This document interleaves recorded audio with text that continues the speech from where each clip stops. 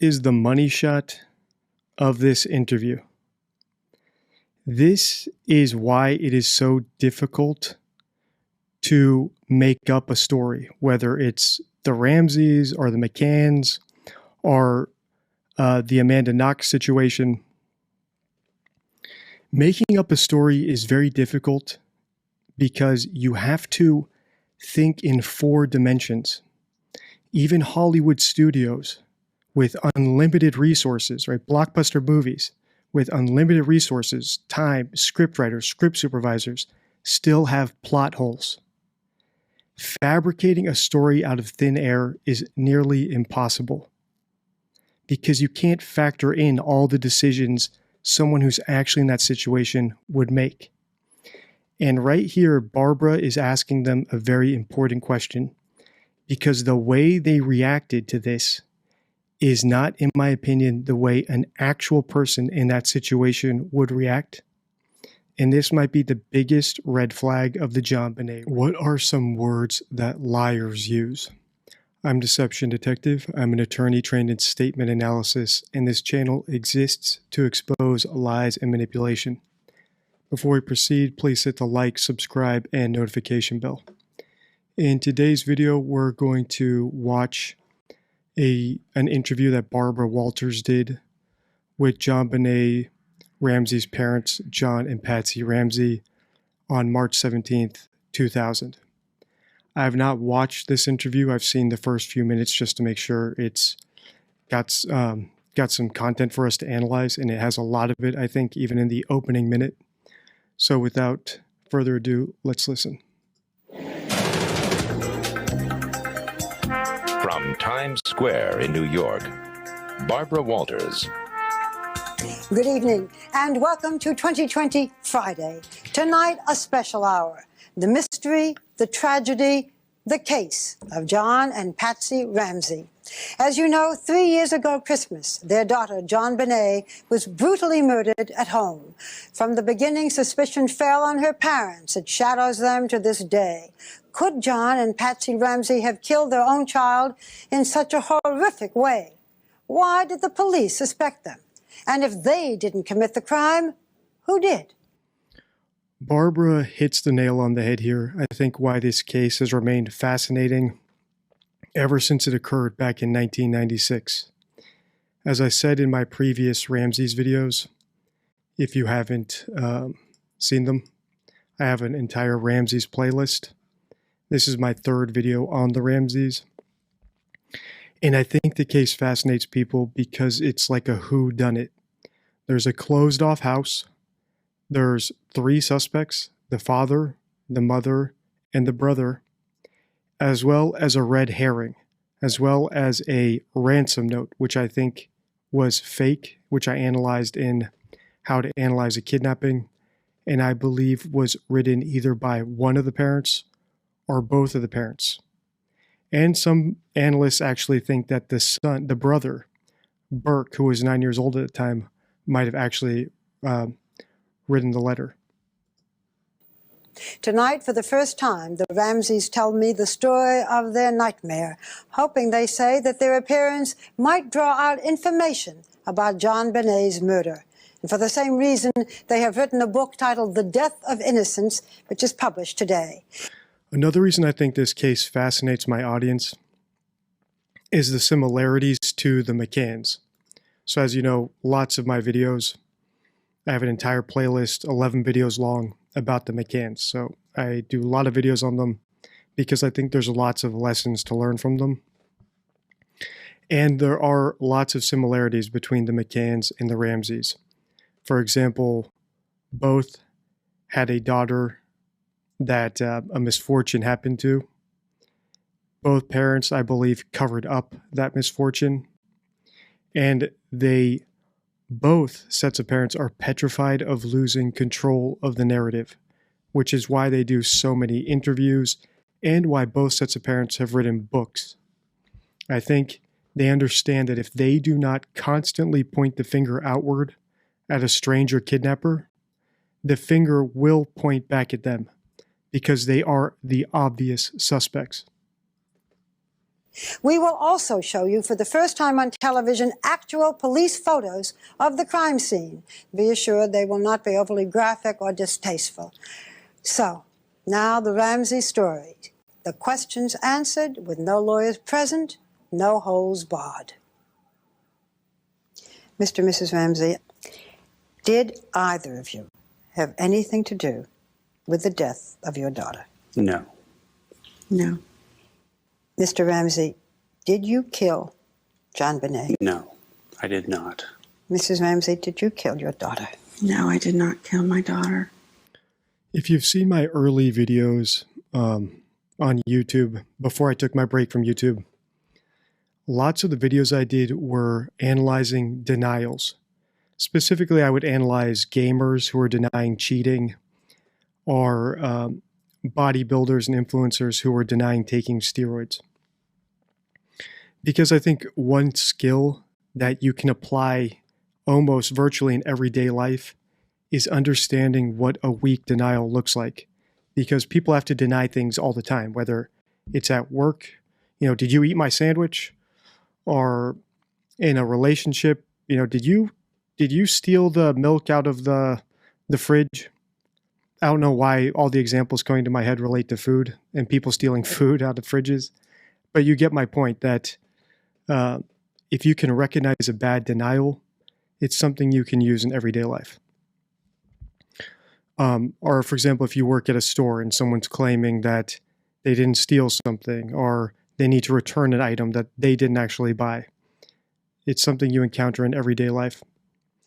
So one thing about denials is that if you have time to rehearse your denial, you can give a pretty compelling one.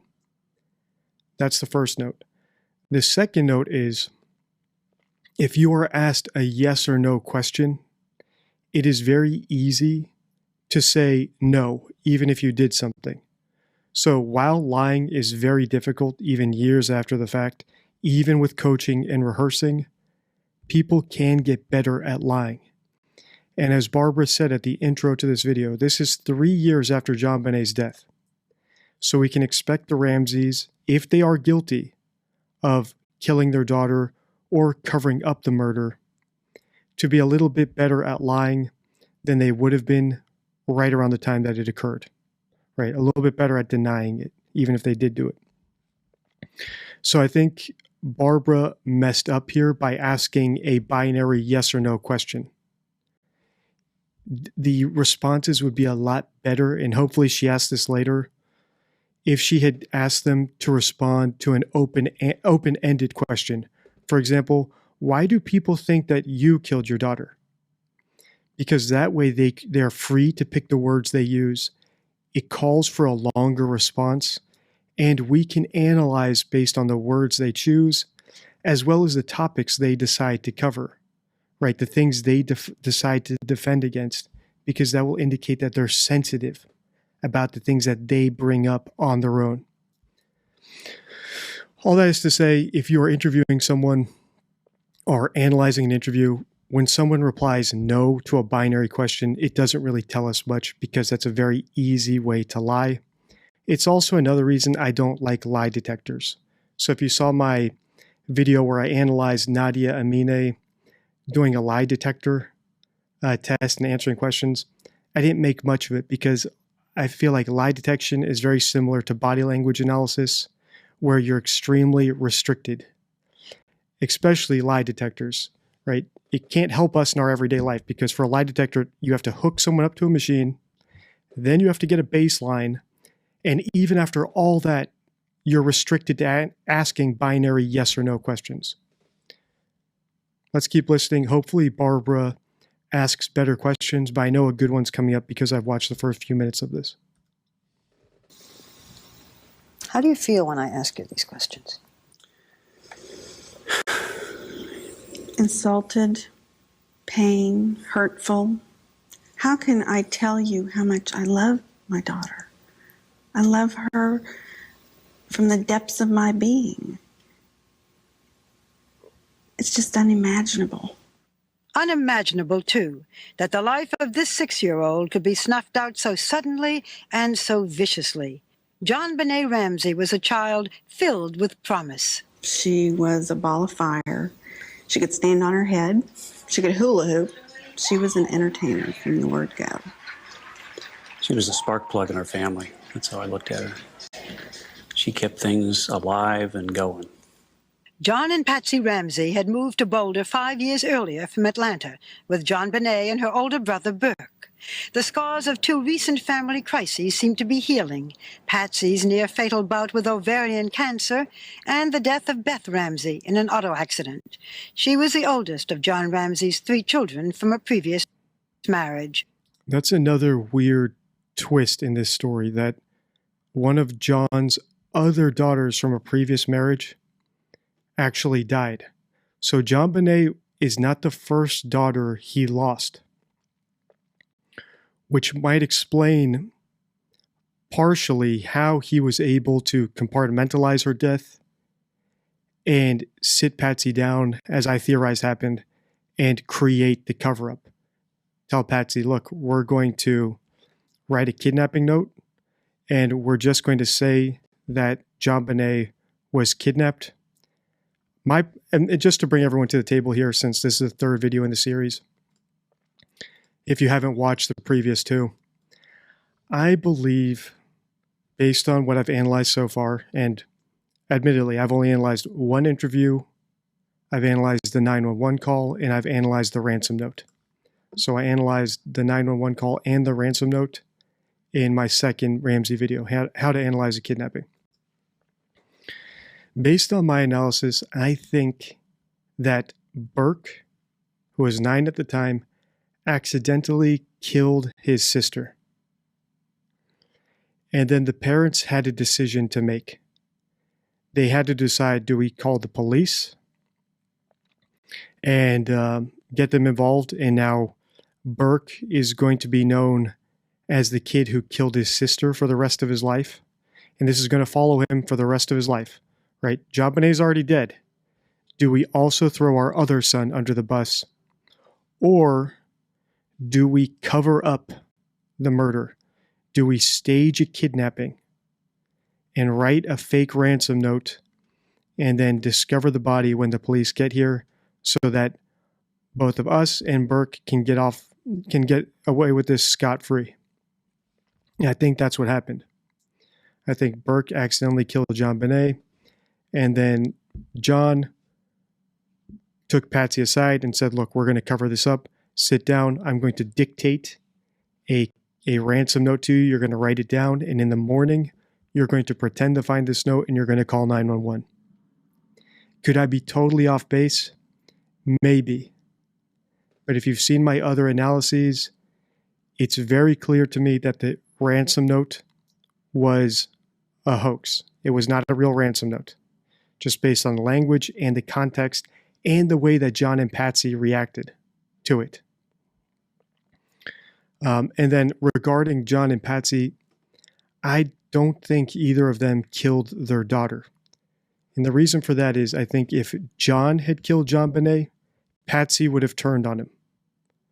It's just mother's instinct, motherly instinct. And I don't think I don't think John did it. Patsy may have done it. I just don't know if they would have gone to such great lengths to cover it up, or if they would have thought, hey, let's call the police and we'll just say this is an accident and you can explain yourself. But I really think Burke did it because of the extensive cover-up, which I think involved both parents to protect their son.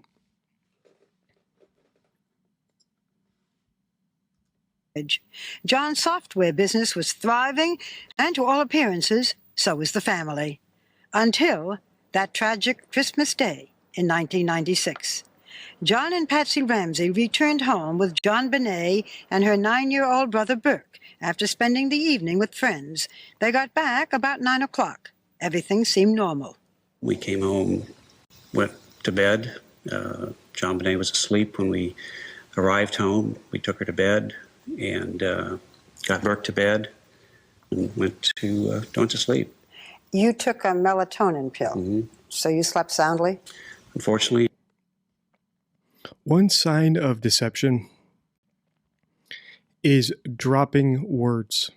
So, for example, if I tell you I did something, I say, I got home, I went to bed, or I got home and went to bed. I tucked my daughter in. I place myself in my sentence.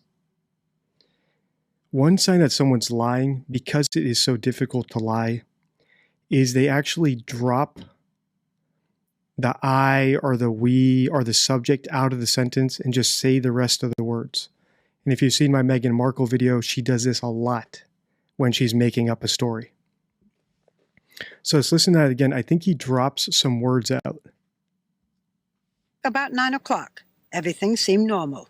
We came home, went to bed. John Bonet was asleep when we arrived home. We took her to bed and got Burke to bed and went to sleep. So he went to going to sleep. He didn't say we went to sleep. We tucked Burke into bed, went to go to sleep. Does this mean he's lying? No, not necessarily, right? But it is a red flag. And this is something I get a lot in the comments, so I just want to address it here because I have so many new subscribers, and thank you to everyone who has subscribed in the past few weeks. So if I point out something in one of these videos, it means that I'm making a note of it. It could be something totally benign, or it could be important. But I'm making a note of it because if we see multiple signs of deception, it's like stacking poker chips. I can stack up a couple more poker chips each time I see something, and then I feel more confident to go all in on accusing someone of lying or going all in on a theory based on leakage, like I did with the McCanns regarding water. They have so many nautical references in their words. To me, it is clear leakage. It's clear that they're trying to block out something related to water whenever they talk about whatever happened to Madeleine. So John did not actually say we went to bed, which might mean that they stayed awake a little bit longer. Maybe they were drinking. Maybe they were fooling around and the children were able to get back up out of bed without them noticing because the house was still alive, still noisy, and they didn't notice it. And Burke did something to John Bonet by accident or on purpose. But just notice how he drops the we. So does this mean he's lying? No. However, I do note it. Because if this echoes across the rest of the interview, or he constantly drops the we when he's talking about him and Patty going to bed throughout the rest of this interview and future interviews, it's going to become more and more suspicious, more and more of a red flag that maybe he's lying about having gone to bed. Also, I titled this video, well, I haven't titled it yet, but my intro was about, right, words that indicate deception, right, words that liars use. And I want to point out some of those more structural ways to spot lying through statement analysis, because I am working on what I call the deception deck, which will basically be some merch. I've had lots of people ask, how do you learn? How do you learn this? How can I learn this? And I think this will be a fun way to make flashcards with different concepts about statement analysis so that you can practice the statement analysis rules on your own. And I'm working on that now, so that's a big project. I don't know when they'll be ready, but do let me know in the comments if you want me to make this deception deck for you. And the dropped we and dropped I is going to be obviously one of the rules in that deck under the grammar heading. To bed. John Let's Bonet listen was again. asleep. So notice how he spending the says evening with friends. we, but when he talks about him and Patsy going to bed, he drops the we. Right? We're just making note of it. Does not mean that they didn't go to bed that night. Although maybe they didn't go to bed that night, now that I say it. What if Burke killed John Bonet by accident that night? Then they had to spend the whole night awake writing the letter, covering up the crime, coaching Burke not to talk to the police when they came in the morning, preparing him not to be cooperative, staging the body, cleaning the body, hiding evidence. That would take all night because Patsy called the police at something like 5:30 in the morning. So the fact that he drops the we when he's talking about him and Patsy going to bed might be more telling than I'm actually letting on here. It might not be benign at all. Might actually be a huge red flag, even from this one instance. So let's listen again. Friends, they got Also, the other thing that makes me suspicious that, right, besides him dropping the we here about him and Patsy going to bed, which might indicate they never went to bed that night, is the fact that the letter said, "We will call you tomorrow between 8 and 10 p.m., which I pointed out in my video, How to Analyze a Kidnapping, which is still not at 10,000 views. I think it's one of the most underrated videos. I think if you watch that one, you will have a lot of eureka moments. So please do check that one out after this one if you haven't seen it already. Okay, so in that one, the kidnappers, right, quotations, quit kidnappers, said, "We will call you between 8 and 10 tomorrow." They didn't say, "We will call you between 8 and 10 on Tuesday," right, or on December 26th. You would think a kidnapper who took your daughter at nighttime after 9 p.m., right, after midnight, would have been explicit about when to expect the call so they don't have to hold your daughter for an extra day, right? If you risk your life, risk decades in prison to kidnap someone's daughter and hold her ransom, you would be very explicit in your letter about when they should expect your phone call. However, it said tomorrow, which to me might indicate that an actual kidnapper didn't write it because they were so loose with that detail. And because it said tomorrow might mean that it was written the night before. So they were saying, okay, we're going to call the police in the morning, so just say tomorrow, which means they might have written it before midnight and just didn't catch how strange it was that the kidnapper would know precisely when they would read it. So I hope that point's clear. So let's listen. He drops the we when he talks about him and Patsy going to bed. they got back about 9 o'clock. Everything seemed normal. We came home, went to bed. We came home. Notice how he's speaking normally. John Bonet was asleep when we arrived home. We arrived home. We. He knows the word we. So when he drops it, we are appropriately noting that. Took her to bed and got Burke to bed and went to sleep. You took a melatonin. Was asleep when we arrived home. We took her to bed and got Burke to bed and went to sleep. And went to going to sleep. That is weird. But I stand by my caveat. Does this mean he's lying? No, we need multiple signs of deception. However, him dropping the we here, as well as the sign of deception from the kidnapping letter where the alleged kidnapper said tomorrow, which is bizarre because you don't know when your victim is actually going to read the letter. What if she woke up and got a glass of water before midnight? Or what if they were expecting her to read it, right? If they were expecting her to read it next morning, that would mean that they would have to keep John Bonet for an entire day, and she should expect the call the day after Christmas, right? It's just an actual kidnapper, you think, who wrote a 3-page ransom note would be explicit about at least that one detail, when to expect the call. This is a kidnapping note where the kidnapper told them what size attaché case to take, told them to rest up before going to the bank, told them to move it from an attaché case into a brown bag, yet forgot to say explicitly when to expect the phone call, is bizarre. So when I say we look for multiple signs of deception, we might actually have a couple now, where I'm feeling more confident that they did not go to bed that night and that they forged that letter. Although I'm not confident enough to go all in just yet. You took a melatonin pill, Mm-hmm. so you slept soundly? Unfortunately, I did. There was a family vacation planned the next day. Patsy Ramsey says she got up early to get ready, threw on the clothes she'd worn the night before, and started downstairs from her third-floor bedroom at about 5:30 a.m. And as I came to the bottom of the stairs, there were 3 pages neatly laid across one of the runs of the stairway. I turned around to start to see what it was and realized after I read the first couple of lines. It was a ransom note Yes, it was. that said, Notice how Patsy doesn't say it's a ransom note. And this is why lying is so difficult, and why if you're interviewing a liar, it's important not to fill in things for them. right? Patsy never said this was a ransom note because, and my working theory is, we're just going to dispense with the hedging from now on. This is my opinion. They wrote that letter. So it would make sense that she does not call it a kidnapping note because she knows it's not a kidnapping note. She knows it's not a ransom letter.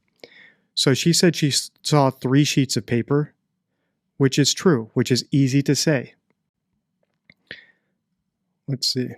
So notice how everything she says could be true, even if she and John wrote the letter. And that is probably one of the most important lessons from statement analysis, that 99% of the time, if someone's going to deceive you, they will do it by omission. They will do it by leaving stuff out. And we saw Patsy do this in the first Ramsey's video I analyzed, and even her 911 call. In the 911 call, she said something like, "I found a note and my daughter's gone." That is totally true, even if I'm correct, even if my theory is 100% correct. Even if Burke killed JonBenét and the parents wrote a fake ransom note to cover up the crime, Patsy saying, "I found a note," can be true, but she's omitting the fact that she wrote the note, and her daughter's gone can also be true. Except she's omitting the fact that by gone, she means dead, which is another way, another meaning of gone. And this applies to your daily life as well. If someone's answering something in a vague way or not saying it directly, there's a high probability that they are deceiving you, that they're hiding the truth from you. Because telling a direct lie is a lot harder than lying by implication or lying by omission, or just saying something nonsensical that's not technically a lie, like John did earlier, right? Went to bed. He didn't say we went to bed, right? Went to, gone to bed. Means nothing. The brain doesn't register as a lie, as a direct lie, so it's easy to say, even in a high-stakes situation like a TV interview. And as I came to the bottom of the stairs, there were 3 pages neatly laid across. Right? There were 3 pages neatly laid across. 100% true. Omission. I wrote those pages the night before to cover up the death of my daughter and protect my son. It's one of the runs of the stairway. I turned around to start to see what it was. And I turned around, start to see what it was.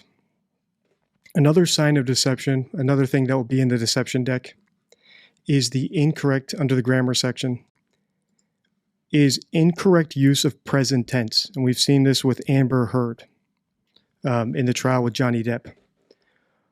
Liars, when they're telling a story about something that happened in the past, what you'll typically notice a lot of the time is they say everything in first person past tense except for the lie.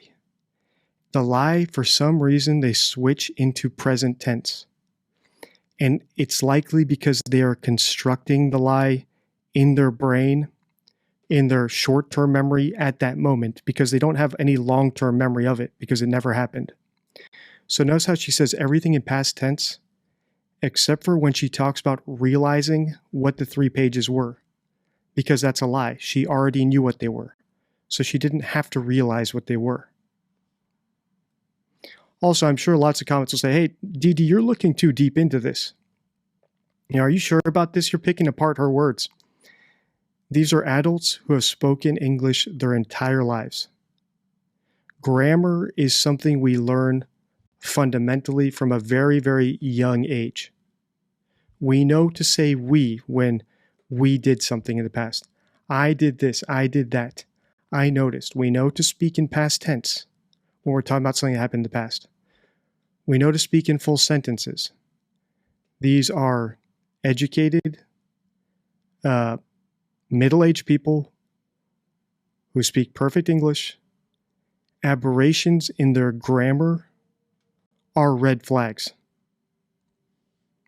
especially when they're using perfect grammar about stuff that could be true, and then start using inappropriate grammar when they're talking about something that could be a lie, and backs up my theory. So I didn't go into this thinking, okay, I'm going to pin this on the parents covering up for Burke. I actually knew very little about this case when I first started the series, the same as the McCanns. Right? I tried to know the basic facts so I'm not too biased. And everything pointed me towards that theory. And this is just more evidence of that. Notice how she switches to present tense all of a sudden when she's talking about realizing what the pages are. Because if she wrote the pages, that's the lie. Walking down the stairs could all be true. Seeing the pages could all be true. But realizing what they were, that's a lie. Because she already knew what they were. And I know I'm reiterating this point, but I have so many new viewers, so many new subscribers, that I'm seeing lots of the same questions in the comments, so I'm just trying to address them, especially since this is a new series. We're only 3 videos in. So I just want to knock all the basic stuff out and the basic caveats out again, just for any new subscribers. And thank you for subscribing. I think if you binge all my videos, you will quickly be up to speed with people who have followed my channel for a year at this point. Just neatly laid across one of the runs of the stairway. I turned around to start to see what it was. And right, I walk down, I turn around, start to see what it was. Why present tense? Why not? I turned around and started to figure out what it was, started to see what it was. And realized after I read the first couple of lines. It was a ransom note. Yes, it was. That's And notice how Patsy herself does not say it was a ransom note, because that would be a lie. Barbara jumped in and saved her.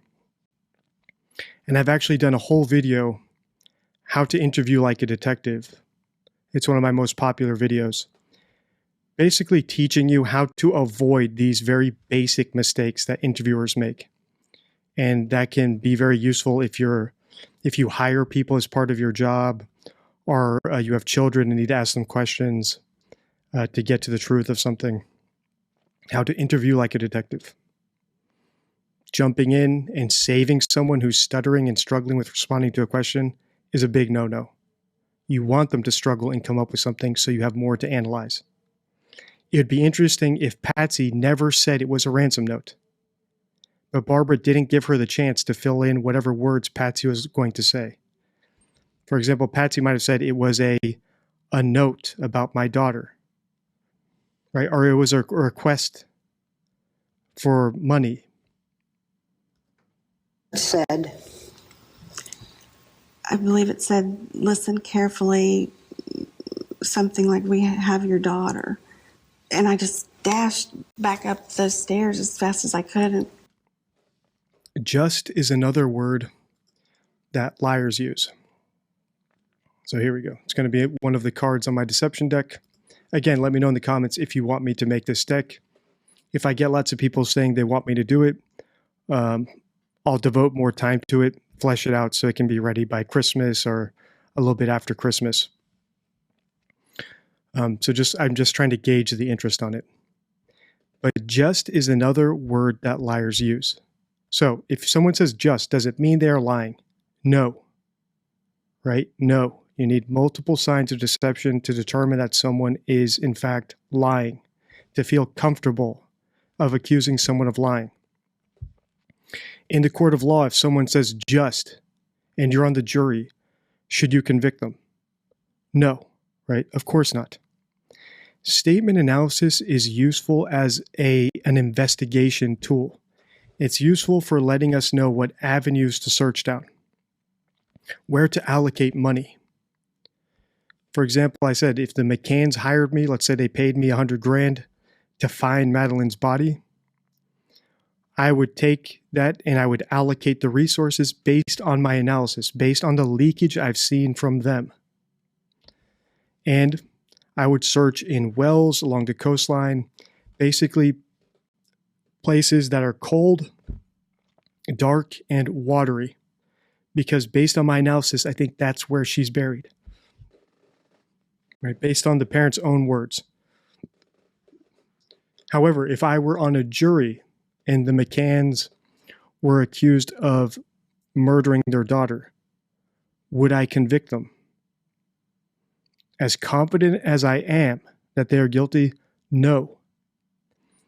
In court, I would rather let 1,000 guilty people go than convict one innocent person. I think the standard of proof to actually punish people should be a very high bar. It should be beyond a reasonable doubt. I agree with that.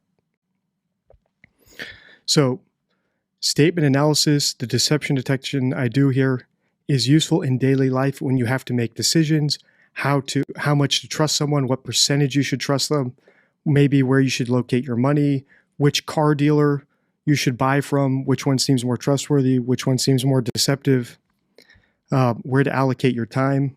If you're choosing between two potential partners, which one seems like they're a good match and which one seems like they're manipulating you. So it's useful in those sorts of situations. I do not think anything I say here is enough to convict someone unless it leads us to tangible, bulletproof evidence. For example, if the analysis I do about the McCanns leads us to deposing them and getting a confession from them, or leads us to Madeleine's body, then that will take us to the proof we need to actually convict someone. In the Ramsey case, if my analysis leads us to figuring out that Burke did it, right, just based on the statements about the parents, making me think they covered it up, and then in a future video, we will analyze his statements. I've had lots of requests for that. I've had lots of people tell me he's made very bizarre statements, even as a kid when he was interviewed, and later on the Dr. Phil show. So believe me, I will get to Burke. But let's say our analysis here of the parents makes me think that they covered up a crime that Burke did. And then I turn my attention to Burke, and I notice something he says that seems like an embedded confession, which can lead us to figuring out how he did it, or how he was covering it up, or even how he wrote the kidnapper letter. Then that will take us to actual proof to convict them. So I just want to make sure that that caveat is clear. All right, now the word just. Just is a word that people use to minimize. For example, if a cop pulls you over, or let's say you're a cop, you pull someone over and they say, I just had 3 beers. Well, the fact that they're saying just means they're trying to minimize how many beers they had, which means that they probably had more than 3 beers. And the number 3, let's see if I have this as one of the cards, is called the liar's number. So it's actually a number that liars, when they're forced to pick a number, often come up with 3. It's a well-documented phenomenon. I don't know exactly why. But even in the kidnapper letter, right? The kidnapper said that they were writing the letter, and then the kidnapper said that the 2 guys watching your daughter don't like her very much. So how many kidnappers were in the group? 3.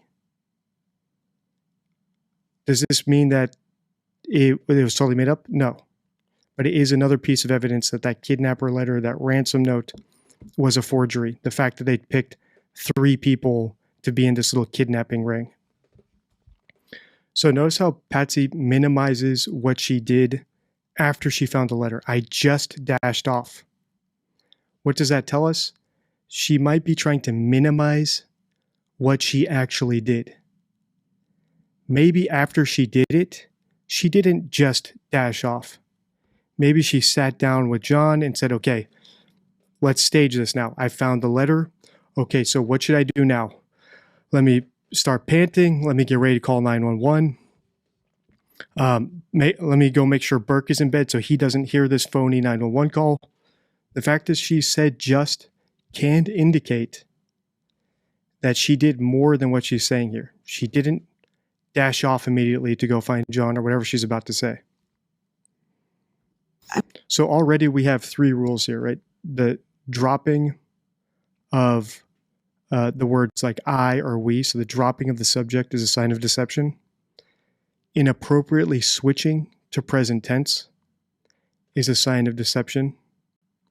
And the word just is a sign of deception, as well as the number 3 is a sign of deception. Now, if you see all 4 of these things, does it mean beyond any reasonable doubt that someone is lying? No. However, for me, that's 4 little poker chips I'm stacking up, ready to bet that this person is not being honest with me. And in the case of the McCanns, I stacked up dozens of poker chips at this point. So I'm very confident in my theory about them. With the Ramseys, I'm still developing my theory about them. I've only got a couple poker chips stacked up on them. I believe it said, listen carefully, something like, we have your daughter. And I just dashed back up the stairs as fast as I could and pushed her door open, and she wasn't in her bed. And then? And then I just screamed for John, screamed. I knew. Notice how often she's saying just here. Did she say it just like 3 times? Listen carefully, something like, we have your daughter. And I just dashed Back up the stairs as fast as I could and pushed her door open, and she wasn't in her bed. And then? And then I just screamed for John. And then I just screamed for John. Could this be a verbal crutch that Patsy has where she just says just all the time? Maybe. However, we didn't see it until she started describing stuff that, if my theory is true, would be made up. If she already knew JonBenét was dead, then there would be no need to dash around and scream for John, because she and John are already in on it. They wrote the letter together. Now it's just a matter of pretending to find it, making sure probably Burke is out of the room so he doesn't hear the call, and then calling 911 and working herself up into a frenzy to sound panicked. John screamed. I knew from Patsy's tone of voice that something was very wrong. And I rushed downstairs, and she told me there was a note, and I read it. It was just so unbelievable. It was just so unbelievable. This is something we're going to note for future analysis when we look at Patsy. Is just a verbal tic that she has, that she always says, or does she use it when she's sensitive about what she's saying and she's trying to minimize what she's saying? She's trying to make something that didn't actually happen sound like it happened. Right? So more happened than what she's admitting to. That is what the word just typically implies when it's being used deceptively. You just can't. It's hard to grasp. The note said, "We have your daughter in our possession." It demanded $118,000 in ransom, threatened that JonBenét would be beheaded, and warned the Ramseys that they were being watched. The note said, if you do anything, if police come, if FBI come, your daughter will die. You called 911. Yes, I did. The note said, if you do anything, if police come, if FBI come, your daughter will die. You called 911. This is the money shot of this interview. This is why it is so difficult to make up a story, whether it's the Ramseys or the McCanns or the Amanda Knox situation. Making up a story is very difficult because you have to think in 4 dimensions. Even Hollywood studios with unlimited resources, right? Blockbuster movies with unlimited resources, time, scriptwriters, script supervisors, still have plot holes. Fabricating a story out of thin air is nearly impossible because you can't factor in all the decisions someone who's actually in that situation would make. And right here, Barbara is asking them a very important question, because the way they reacted to this is not, in my opinion, the way an actual person in that situation would react. And this might be the biggest red flag of the JonBenét Ramsey case. So let's listen again to the question, and then we'll listen to their response. And warned the Ramseys that they were being watched. The note said, if you do anything, if police come, if FBI come, your daughter will die. You called 911. Yes, I did. It would have been. So A note says, if you do anything before 8 to 10 a.m., your daughter will die. In order for your daughter to live, all you have to do is not call the police and pay us a relatively modest sum for this couple, right? They had 2 private jets and a yacht. The price for JonBenét's life was $118,000. The note said, we will call you between 8 and 10 a.m. What did they do? At 5:30 a.m., they called the police. So that to me is already a red flag. I don't know what I would do in that situation. I don't know what the average person would do in that situation, but it seems to me like I might be a little bit hesitant about immediately calling the police as soon as I read that letter. Maybe I would consult with my husband if I was Patsy and think of a more creative way to reach the police so that the kidnapper doesn't kill my daughter. Or I might say, hey, let's just wait till 8 a.m. before calling the police. So that's the first red flag. However, it might not be a red flag because we can't predict how people act in emergency situations. However, when Patsy did call 911, she did not even ask the police to show up in plain clothes, which to me is a huge fumble. I don't think a mother who read that letter and saw that it said, if you call the police, 100% chance your daughter dies, would not even request that the police show up in plain clothes. Does it mean they're guilty? No. But that is what takes it from a small red flag to a big red flag. The fact that she immediately called the police and then did not even request a plainclothes officer. To me, it indicates they knew the kidnapping was not authentic. They knew there was no risk of any kidnapper killing their daughter because they knew their daughter was already dead. And they knew that they wrote the phony ransom note. The other thing they did, which was a red flag in the context here around calling 911, was apparently they sent Burke back to his bedroom, right? So they made sure Burke stayed in his room. The letter said, we are watching you. We will know if you call 911. Yet they did not even consider that maybe the kidnapper was still in the house. If they're still watching them, surely they might have planted someone in the house. Burke could still be a danger, right? If the kidnapper's still in the house, they might take Burke next. And the McCanns did something similar where they alleged that a stranger kidnapped their daughter, yet they went out looking for her, leaving the twins alone in the bedroom. If you actually thought a kidnapping ring was out there stealing kids, there's no way. Well, there is a way, right? It's possible. But I think it's very unlikely a parent in that situation would leave their kids, their other remaining kids, alone in the bedroom while they went to go look, if they genuinely believed a kidnapper or kidnapping ring was in the area. To me, it indicates that they knew there was no kidnapper, there was no kidnapping ring, that the other remaining children, for both the Ramseys and the McCanns, the remaining children were not in danger because there was, in fact, no actual danger. Now let's listen to how they answer this. This is the big red flag, in my opinion. The fact that they called 911 right away, didn't even ask for plainclothes, and then didn't even consider that the kidnapper might still be in the house. How do they respond to Barbara Walters about this?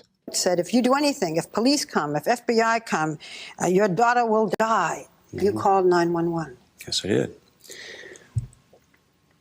It would have been impossible to sit there and wait by ourselves. It would have been impossible to sit there and wait. What's off about that sentence? Listen again. Why does this seem like why is this response deceptive to me? Let's see if you're picking up on it too. 911. Yes, I did. It would have been impossible to sit there and wait by our... If this actually happened to you, I think you would say it was impossible to sit there and wait. So besides the fact that contextually they should be expressing remorse or doubt about calling 911 because that could have been the reason their daughter died, right? So besides all that, besides the fact that if you called 911 and then found your daughter dead, you would be second guessing that decision to call 911 for the rest of your life. But they don't do that because they weren't actually in that situation. Like I said, it's impossible to think in those 4 dimensions. They don't even consider the fact that if their daughter was actually kidnapped, they called 911 and later found their daughter dead, they could be responsible for their daughter's death by simply not waiting till 8 a.m. and paying a relatively modest sum for her. So that's already a huge red flag. But now here, John doesn't even speak as if he was actually in that situation. He speaks as if it was a hypothetical. It would have been impossible for parents in that situation to sit around. If he was actually in that situation and had to make that decision, I would expect him to speak in the first person, past tense, right? It was impossible for me to sit there. I had to call 911. We had to do it. That's not what he says, right? He puts it in the hypothetical. You called 911. Yes, I did. It would have been impossible to sit there and wait by ourselves. You also called friends to come over. It would have been impossible. That is a red flag. He's putting it in the hypothetical. It's not personal because he was never in that situation. All right, so we're about an hour, we're 50 minutes into this video, about 5 minutes into this interview. We'll cover the rest of this in a future video. However, I just wanted to spend a few minutes and let me know if you like this segment, looking at some of the top comments on the other Ramsey videos. So if you have a good comment to make it. And then I think we'll devote a couple minutes in each video in the series to just looking at the top comments on previous videos so that we can see some other opinions or other insights. As you know, I think I have the smartest subscribers on YouTube. And I think that if you make a good comment that gets upvoted on a video, we should spend... Apparently... Let me just pause this. It could be interesting to spend, a couple minutes looking at it together and giving feedback if you have, good questions here. So let's just wait for this to load. Just make sure these are top comments. I've got an AI voice here who's going to read the note. And as usual,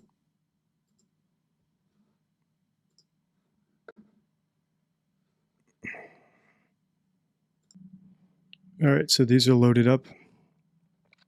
So this is the first in the Ramsey series, the first video in the series, How to Analyze Suspects. I'm just going to take a look at some of the top comments, give you my thoughts.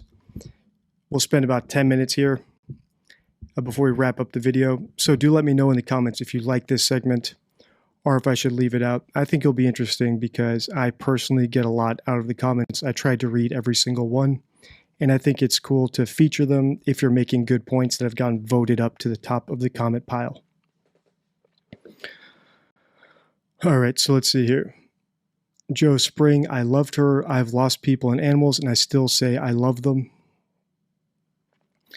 The thing with this is, unlike the McCanns, JonBenét is known to be dead to the parents, so them speaking about her in the past tense does make sense. My Mr. William Wonder, my instincts have always told me Patsy did it. The letter left was ridiculous, and I think Patsy wrote it. Patsy was living her life through her daughter with all this pageant nonsense, and think the child did not want to do it anymore, and Patsy snapped. My opinion is that Patsy probably did not do it unless it was in a fit of rage or maybe some drunken accident. Because if a parent accidentally does something to their child, and I think the injury that killed JonBenét was found to have been a hit on the head. So let's say Patsy was drunkenly stumbling around and accidentally hit JonBenét on the head with a wine bottle. I think the first reaction of a parent would be to call 911 to save the child. However, if the kid has an older brother who's psychopathic or even does something to her by accident and knows he's going to get in trouble if the parents find out, his first instinct might be to hide the body or hide what he did in order not to get in trouble. So if Burke whacked JonBenét on the head, his first thought might not be to go tell his parents or call 911. His first thought might be to hide the crime, to cover it up so he doesn't get in trouble. And then when the parents discovered it, it was too late to do anything.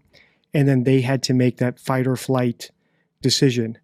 Do we call 911 right now, even though it's too late to save JonBenét, and basically tell them that her brother killed her, and now we have to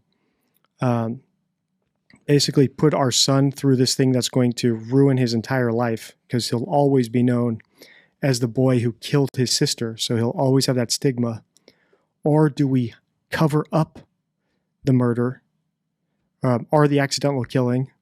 We cover it up, pretend it was a kidnapping, and protect Burke. And I think that's the more likely scenario.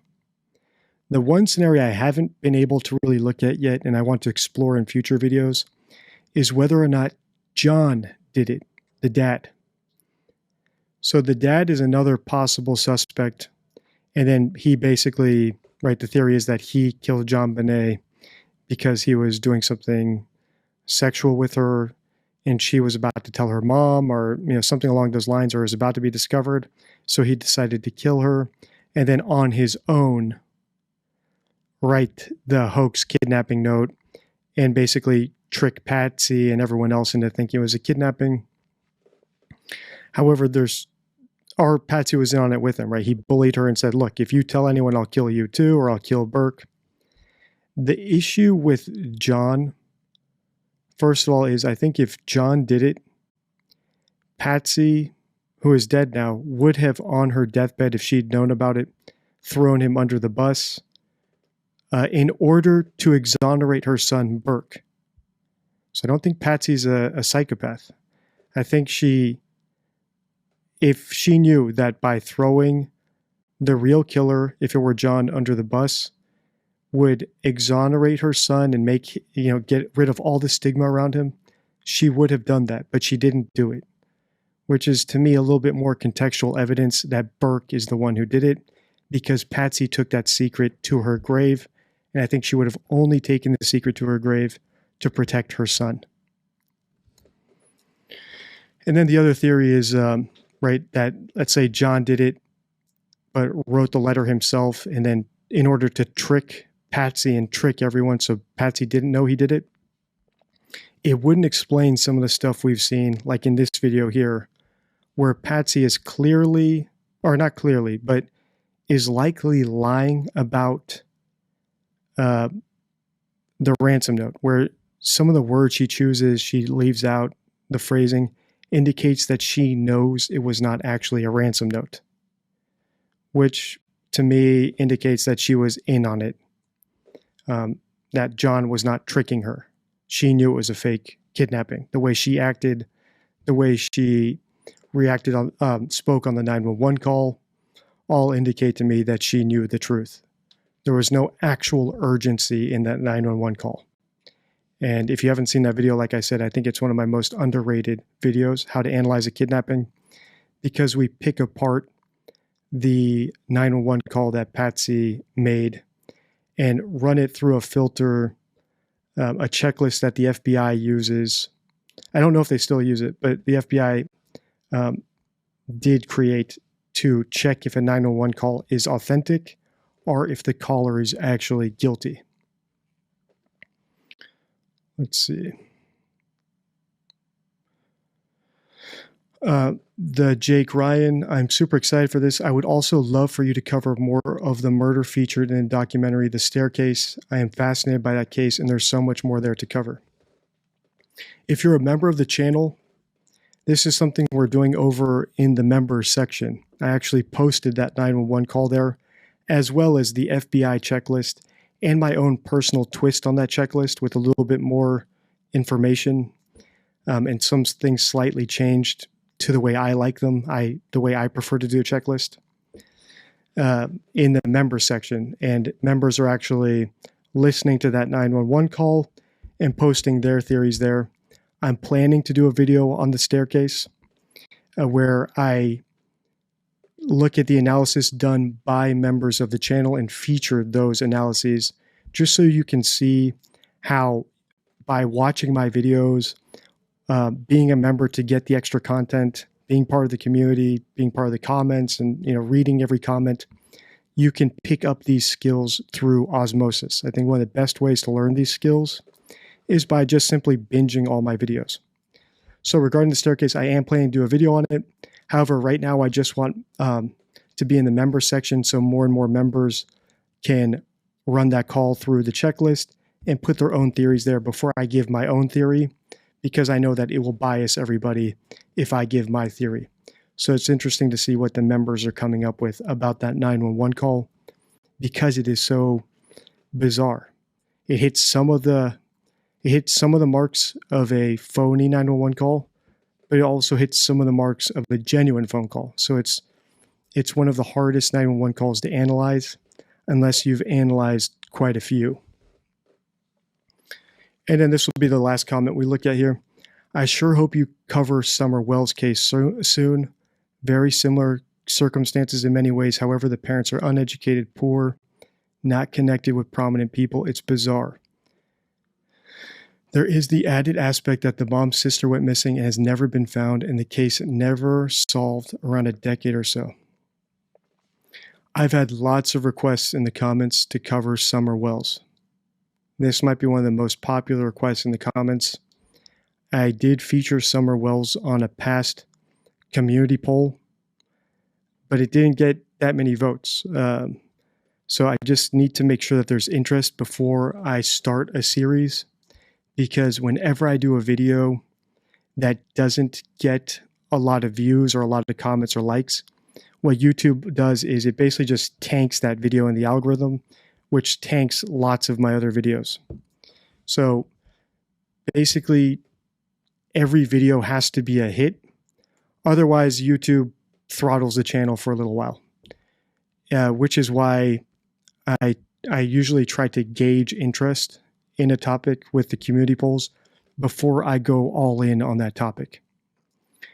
I do understand that Summer Wells is still missing, and I think if I did some analysis on that, I don't know if it could help, but if it can, then I will do it. I just need the time as well to watch some of those interviews and maybe get some background. Because it's an ongoing case, typically what happens is lots of the information is limited. But I haven't looked into it too much yet. I've been very busy, but I understand she is still missing. So if she's not found soon, then maybe I'll put my focus on it. But do let me know in the comments if you want me to look at Summer Wells. Also in the comments, let me know if you want me to keep working on that deception deck, which will basically be flashcards with different rules of my deception detective method so that you can learn them flashcard style. And I think it'll be fun if I have the cards and I can hold up the rule I'm talking about on camera. It'll be a nice little way to just visually show where we're going, or if you guys have them, to basically just quote the card in the comments. I think it'll just be more fun and interactive. So let me know if you want me to do that. Let me know if you want me to cover Summer Wells. And as always, until next time, stay true.